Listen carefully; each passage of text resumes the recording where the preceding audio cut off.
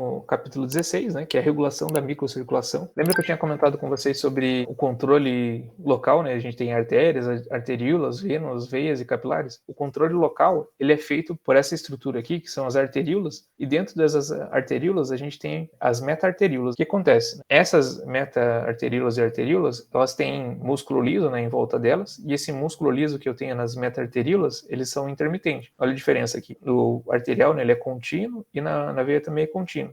E na meta-arteríola ele é descontínuo, fazendo com que eu tenha esfíncteres aqui, pré-capilares. Ou seja, vamos pensar que esse meio aqui está cheio de células, né, de um tecido. Quando o tecido demanda mais sangue, ou seja, mais oxigênio ou nutriente, esse esfíncter pré-capilar que eu tenho tanto nas arteríolas quanto nas meta-arteríolas vai estar aberto, porque eu quero aumentar o fluxo local para esse tecido, né, para ele levar mais nutrientes. E o contrário é verdadeiro. Por exemplo, tem bastante oxigênio e nutriente já nesse tecido. Então, o que vai acontecer? Esses esfíncter pré-capilar simplesmente vão ficar fechados, desviando o fluxo sanguíneo dessa região para outra que o tecido demande aporte metabólico adequado. Uma das causas aqui de demanda metabólica que a gente vai ter, principalmente no tecido, é o próprio oxigênio. Esse tecido está rico em CO2 e tem pouco oxigênio, esse meu esfíncter pré-capilar ele vai relaxar e eu vou inundar esse tecido com fluxo sanguíneo. Já ao contrário é verdadeiro. Tem um pouco CO2, essa célula está mais em repouso e já tem muito oxigênio aqui já disperso próximo dela. O que vai acontecer? Esse esfíncter capilar vai estar fechado, né? E vai desviar esse sangue que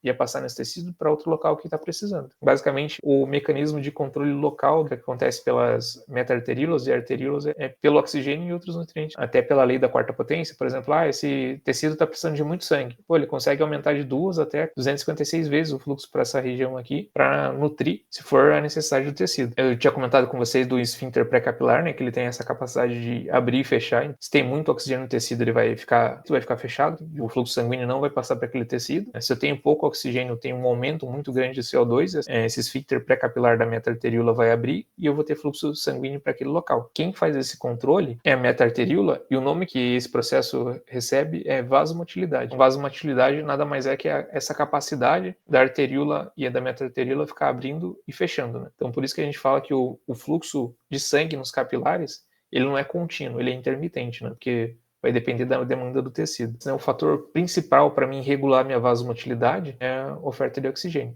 Se eu tenho muito oxigênio, a meta-arteríola vai ficar fechada, não tenho fluxo sanguíneo para aquele tecido. Se eu tenho pouco oxigênio, ela vai abrir para entregar oxigênio para o tecido. A gente já entendeu que a circulação sanguínea ela é responsável de levar nutrientes e oxigênio para o tecido. Mas como que acontece essa passagem de nutrientes, né, do capilar aqui para o interstício até chegar na nossa célula? Basicamente, a maioria dos mecanismos de transporte, né, de troca que eu tenho é por difusão. Nada mais é que o transporte sem gasto de energia, utilizando a energia cinética das moléculas. Se for só através da membrana, vai ser uma difusão simples, né? Se estiver utilizando alguma proteína, vai ser uma difusão facilitada, que está usando uma proteína de transporte. Aqui tem um capilar, né? O extremo arterial, o extremo venoso, e lá no capilar é que eu vou fazer essa troca, né, de nutrientes e metabólitos com o interstício. O interstício nada mais é que o nosso meio interno, né? O meio interno lá, o líquido extracelular, ele é dividido em plasma, né, o sangue, e interstício, né, que é esse líquido que está ao redor das células. Esse interstício ele não é totalmente líquido, tem uma certa solidez. E o que dá isso pra gente são esses feixes de fibras de colágeno e filamentos de proteoglicanos, né, que a gente tem no interstício. O líquido intersticial ele não é livre. 99% desse líquido ele está em forma de gel, devido a esses filamentos de colágeno e proteoglicanos. Então, o transporte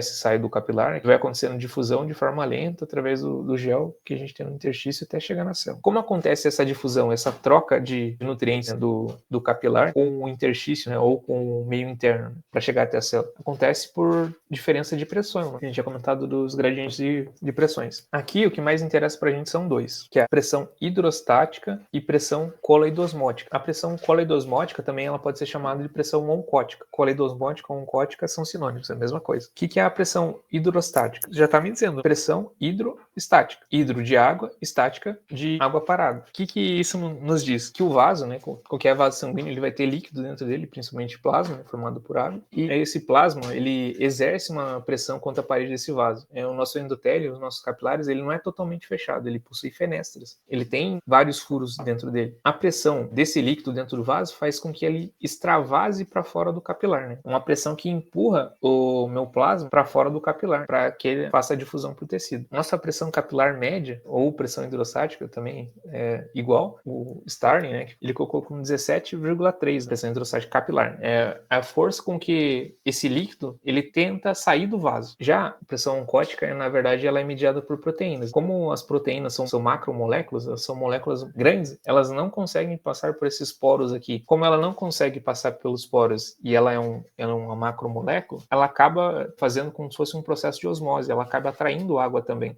Então, a pressão coloidosmótica ou pressão oncótica, né, que eu tenho em qualquer tecido, mas quando eu estou falando se referindo ao plasma, é a quantidade, por exemplo, de proteínas que eu tenho ali, que não consegue sair de dentro do capilar, e ela vai fazer o quê? Ela vai atrair água.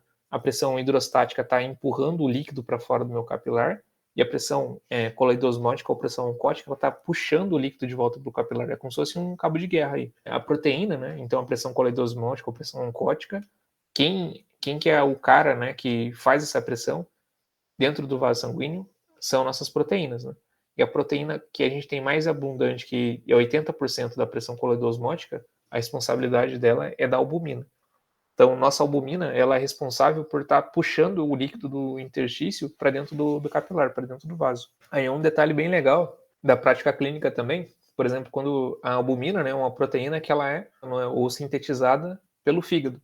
Então, quando eu tenho um paciente, por exemplo, com cirrose ou com hepatite, né, ou até muitas vezes um neonato, né, ele tem o fígado imaturo ainda, ele não consegue produzir muita albumina, eu tenho edema, né? Pode ver, todo o paciente com cirrose, ele acaba tendo edema, principalmente na região abdominal, né, que a gente fala ascite, e edema nas pernas. Por quê? Como o fígado dele não produz muita albumina, e a albumina, né, ela é a grande responsável pela pressão coloidosmótica, ou seja, ela que é responsável por puxar esse líquido de volta para dentro do vaso, o paciente começa a ficar edemaciado. O edema nada mais é que é o excesso de líquido no interstício, por pressão coloidosmótica, né?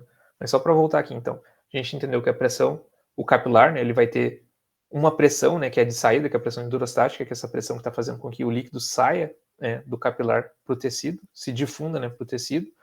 Nossa pressão coloidosmótica do plasma, que ele vai fazer com que o líquido ele volte, né, ele atrai o líquido de volta para o tecido.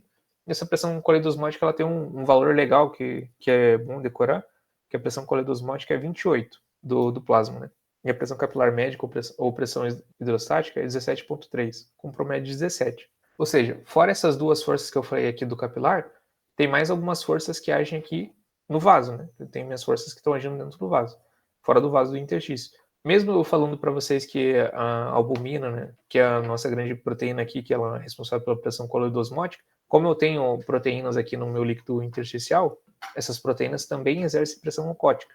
Ou seja, tem a pressão coloidosmótica do plasma que está tentando puxar o líquido para dentro do capilar, e a pressão coloidosmótica do líquido intersticial está tentando puxar o líquido capilar para o interstício. E fora isso, eu tenho a pressão, né, do líquido, ou pressão hidrostática do interstício também. Eu vou ter, por exemplo, assim, pressão hidrostática e pressão coloidosmótica do capilar, e tenho pressão hidrostática e coloidosmótica do interstício. Meio que um cabo de guerra ali de pressões, né? E o resultante dessas pressões a gente chama de pressão neta, ou pressão, ou força efetiva. O capilar, né, chegou o sangue ali, ele precisa entregar esse sangue para o interstício fornecer esse sangue para as células, né, com os nutrientes, o sangue não, plasma, na verdade, vai formar o líquido intersticial. O capilar, ele precisa difundir o conteúdo que ele tem aqui dentro dele para o interstício, ele tem que trocar. E essa troca acontece porque as pressões que fazem com que o plasma saia de dentro do capilar é muito maior do que as forças que fazem com que ele entre, porque o total das forças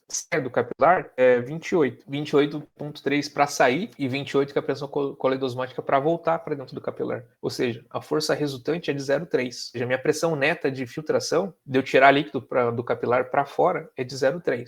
Ou 2 ml por minuto. Esse 2 ml por minuto vai dar em torno de 120 ml por hora de líquido. Isso que eu pensando, pô, e esse líquido, esse excesso de líquido, né? O que vai acontecer com ele? Você acabou de falar de mecanismo de edema para mim, que o líquido aumentado vai provocar edema. Só que tem mais um cara que entra nessa jogada aqui, que não é da força de Starling, né, que é o sistema linfático. A gente viu que existe um débito, eu tenho muito mais força para sair líquido do capilar do que para ele voltar para dentro do capilar, né? E esse residual que dá 2 ml por minuto de líquido que foi para fora, né, que não conseguiu voltar, ele é drenado pelo sistema linfático. O sistema linfático é o grande responsável por drenar esse líquido e devolver ele para a corrente sanguínea novamente. O volume de linfa, né, que a gente acaba produzindo por dia, que é o líquido intersticial, quando o sistema linfático absorve ele recebe o nome de linfa. Esse volume de linfa que eu tenho por dia é de 2 a 3 litros, né? Ou 120 ml. Se esse vídeo foi útil para você, curta, compartilhe com os amigos, se inscreva no nosso canal e até o próximo vídeo.